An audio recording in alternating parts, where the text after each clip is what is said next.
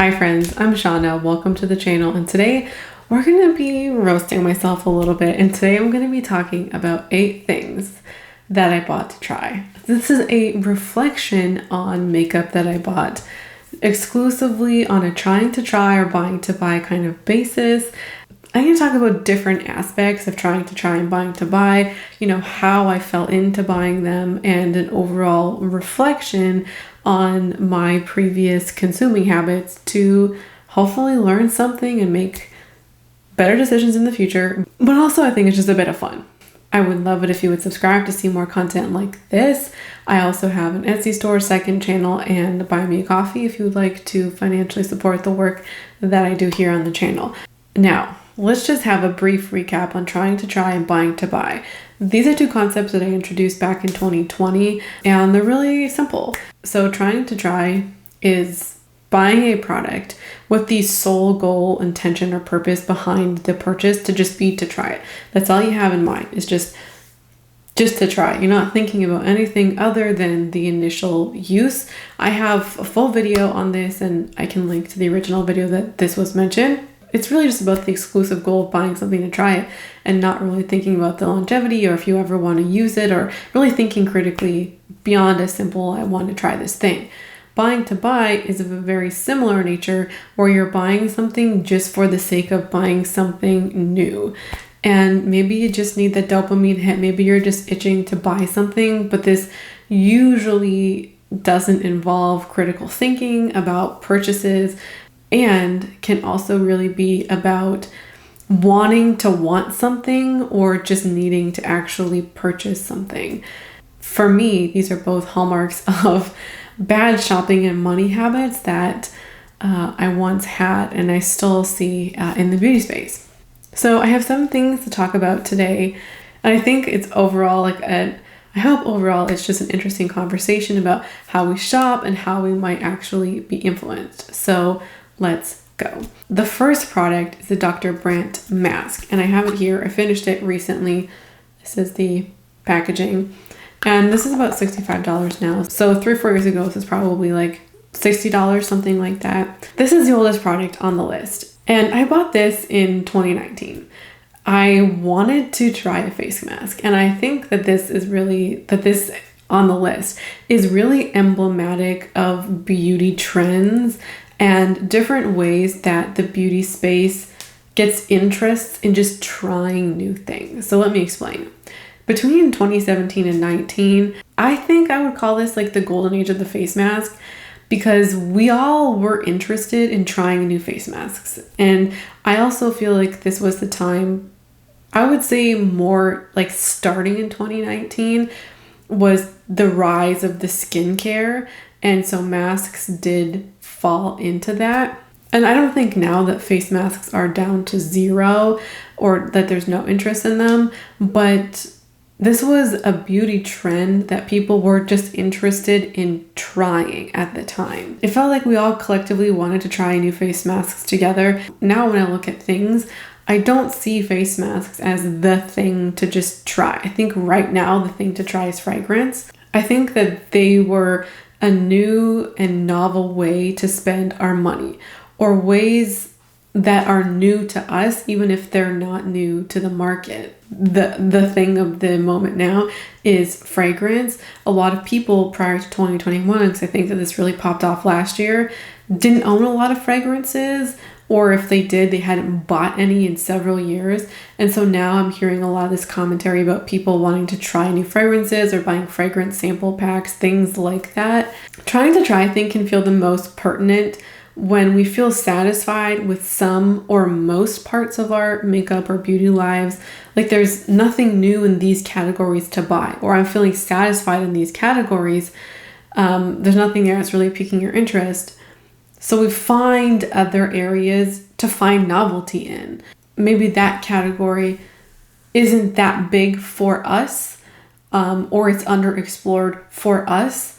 And because these things are true for us, it seems okay to buy new things in that category. We don't have a lot of face masks, or we don't have a lot of this thing, we haven't tried a lot of these things, we're not familiar with it, then we can pour our money into this category. So it might even feel okay, like we're not buying a lot because we're not, doing the Sephora haul and buying like 7 different makeup products for 7 different categories. We're buying, let's say, just a couple of face masks or 3 face masks every time we make a purchase. And while it might not even be the same amount of money as buying all these other makeup things, it's still a way to spend our money and find new ways to spend our money. For me, this product really wasn't thought out.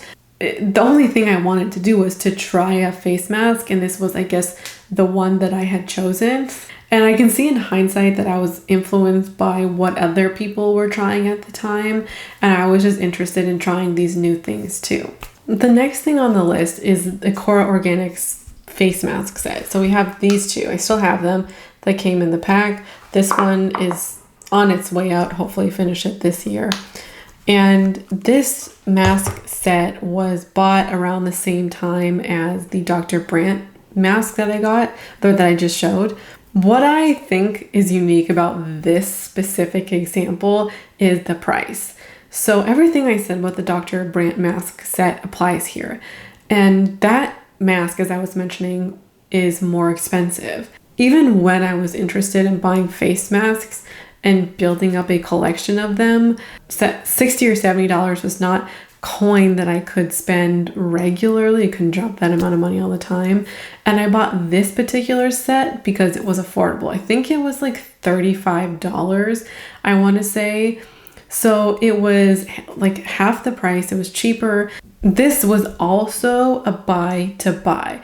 I wanted to buy something, and this was an affordable way, like an affordable thing that fit a category that I wanted to try. So it fit a lot of bills. I wanted to just buy something new, but also seeing all this talk about skincare, like masks, I wanted to buy a face mask, and so I just bought it. I didn't really think more than I want to buy this thing, and the choice ended up coming to I bought this particular thing probably because it was the cheapest thing around that I hadn't tried. I've also tended to overspend on skincare, or I think when it comes to impulse buying, I'm more inclined to impulse buy skincare more so than makeup because of the promises or the allure of skincare that isn't the same for makeup. So even when I wasn't thinking about all of the other questions that I might think about now, like, will I pan this thing?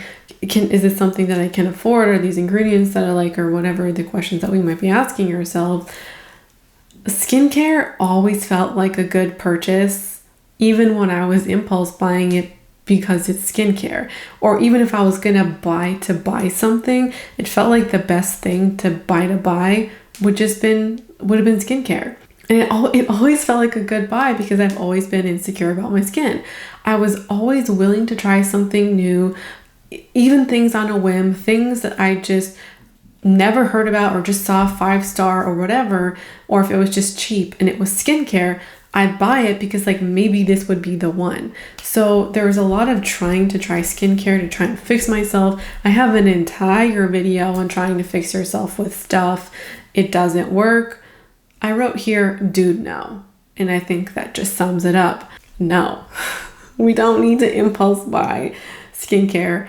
Skincare will only go so far. It being more expensive or just skincare isn't gonna change your skin all that much most of the time. Cosas lip oils are number 3. I don't have any of them anymore. And these lip oils, I have to mention them because these might be the most infamous purchase just for me personally. And I might honestly remember these things forever. I don't know if that's true, but it feels like it is. The reason why they're so infamous to me is because these are the things I broke my no-buy for in 2020. And I tried my hardest. I tried every which way to paint it as not breaking my no-buy, and I tried to convince myself of that for a long time, but I absolutely broke my no-buy in 2020 for these things. This is what did me in, was freaking lip oils. Now I'm like, Shauna, are you serious? You broke your no buy for a $33 pack of lip oils. I wanted to try this so bad. So bad. I was deciding between one lip oil from Cosas or the little set. And I got the set because I wanted quantity. I wasn't interested in quality. I wanted quantity. I wanted to buy the most amount of thing I could with the littlest amount of money or the smallest amount of money. So this was really a quantity thing. I probably should have bought one to see if I liked them, but no, I wanted to buy as many things as possible. And this is another example of wanting to participate in a trend. I'd never used a lip oil before. I didn't know if I would like it. I had no context for this other than I really wanted to participate in this trend and I really wanted one. Like I really wanted to like it. There was nothing else in my collection that I could dupe this, and there was just a lot of FOMO here. Lip oils are not a lip gloss and they don't feel like a lip gloss. And while I ultimately don't like them, you can't, in my opinion, dupe a lip gloss with a lip oil or vice versa. I think lip glosses are the superior formula, but that's just me. This was just pure FOMO. I want to try this new product category and this really hyped up brand, so I want to try it. I had no context for liking this. I wasn't even super into lip glosses at this point. Reflecting back on this product in specific, it really demonstrates just how much lusting after something can derail you and your good intentions.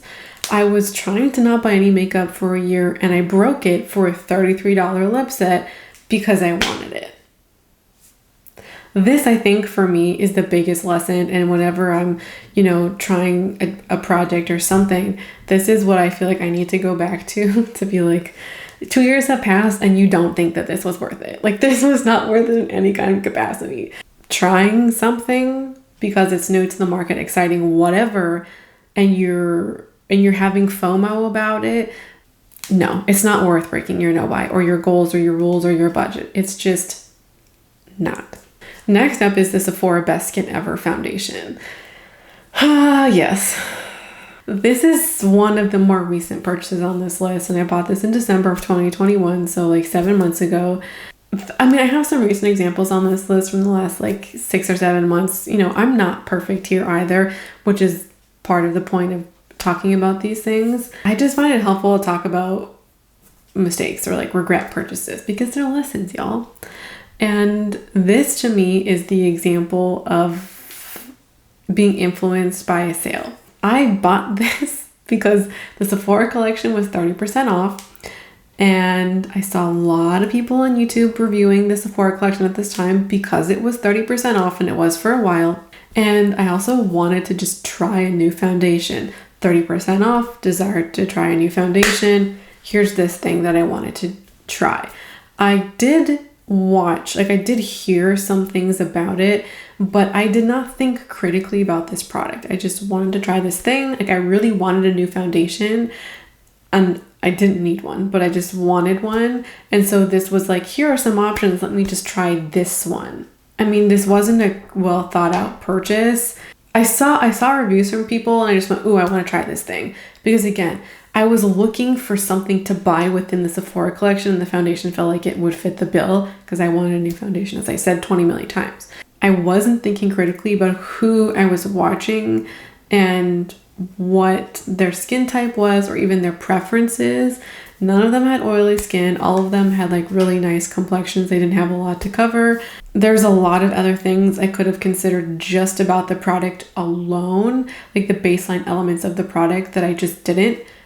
And I shouldn't have bought the product, but I think that this is just an example of what sales and trying to try and this feeling of wanting to try something new, just like what it can do and the kind of mental gymnastics that we can put ourselves through to try new things.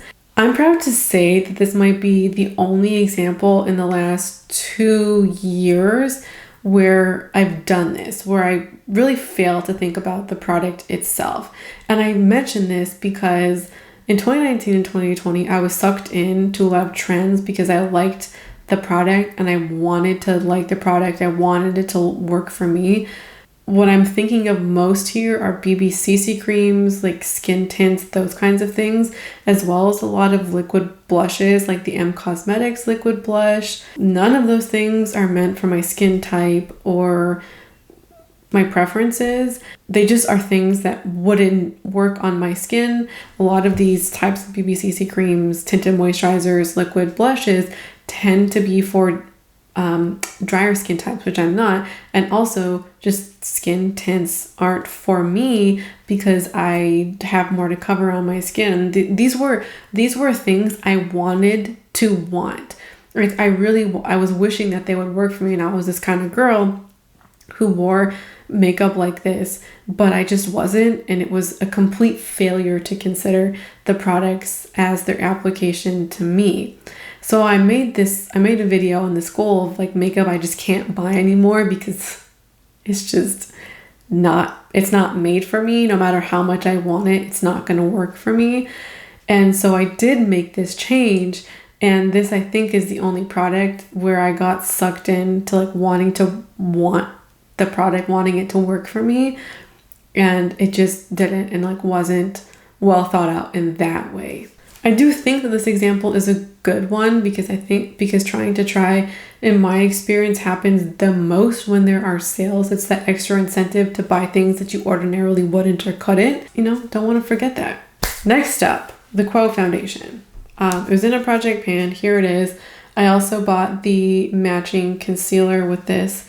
And Quo is a Canadian drugstore brand. And they rebranded at the end of 2019, beginning of 2020. I can't remember exactly which one, which year it was.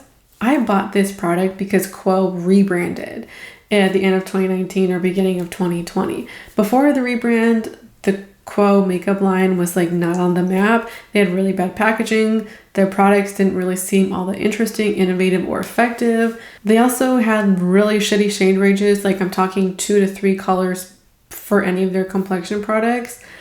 They kind of seemed to lack imagination, creativity, and were really expensive. It was one of those brands where like I pretended they didn't exist because there was very little that was interesting about them.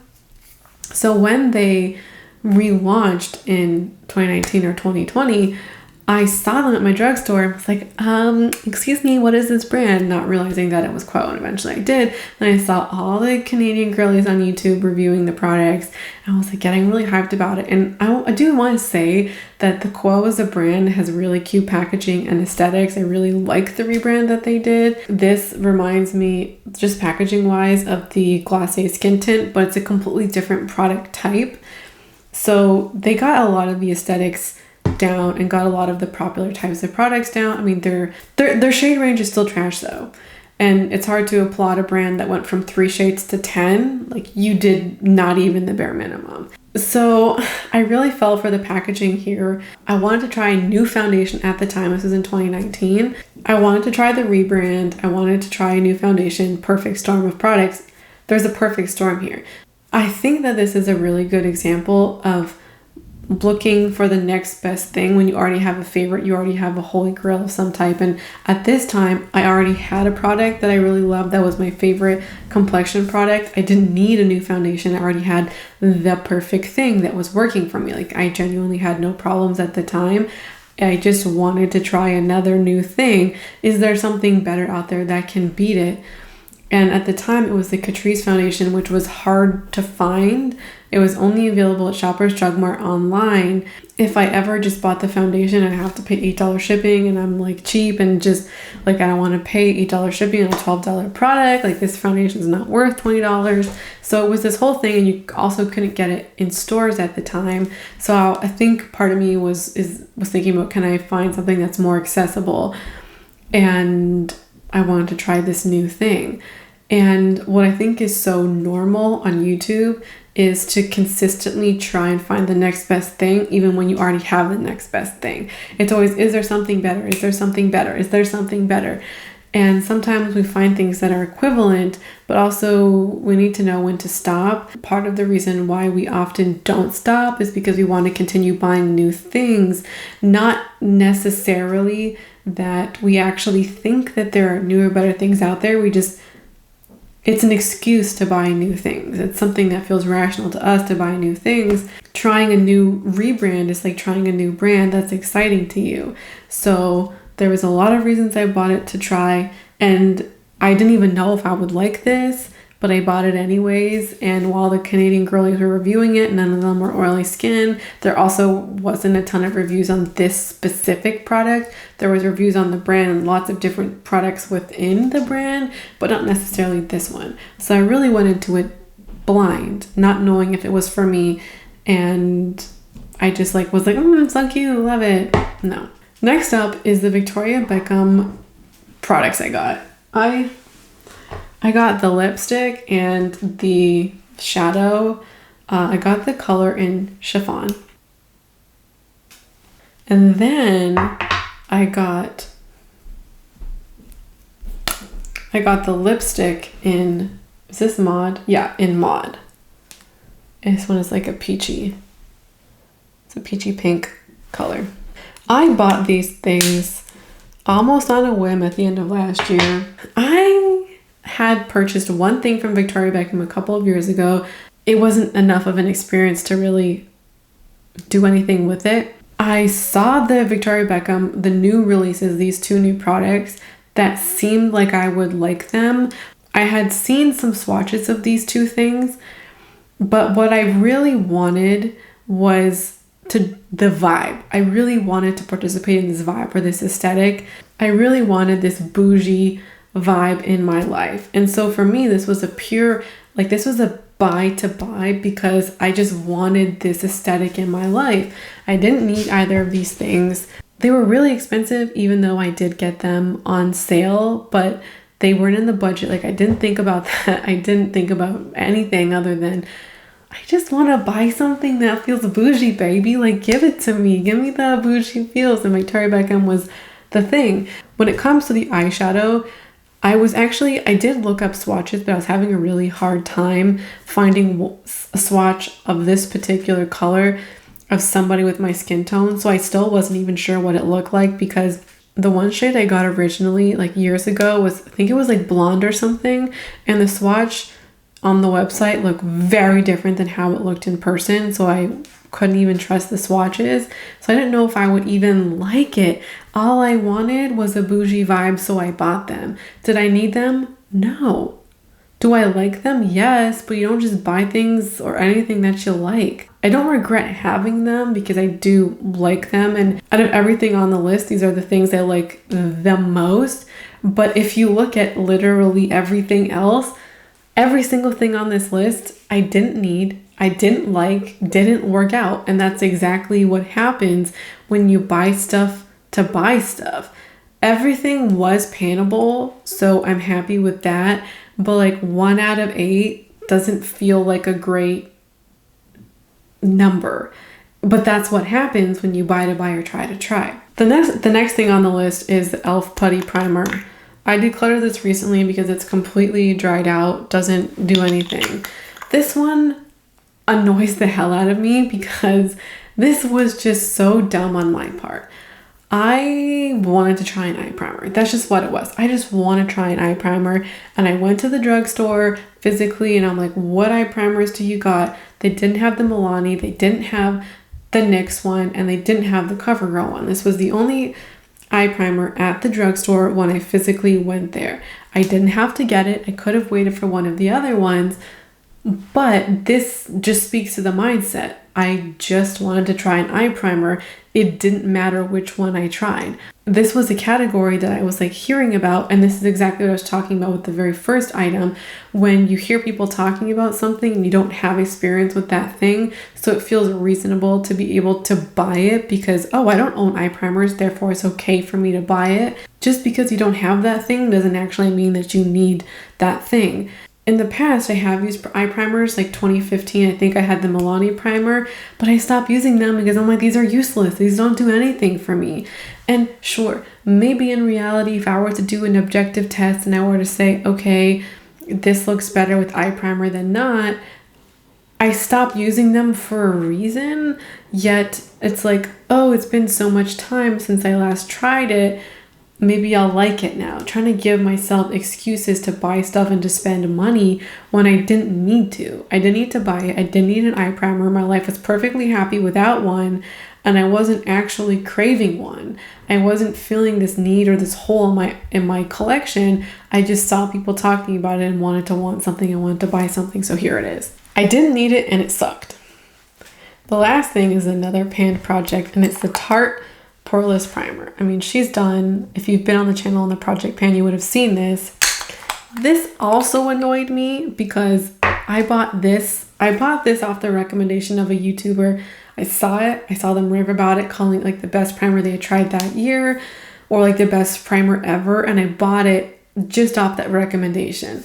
I was like kind of in this vibe of I want to try face primers, so I just bought this thing that this person recommended, and I went, yes, I want to try an eye primer. Let me try it. Let me just try this one. This is the one that I heard about.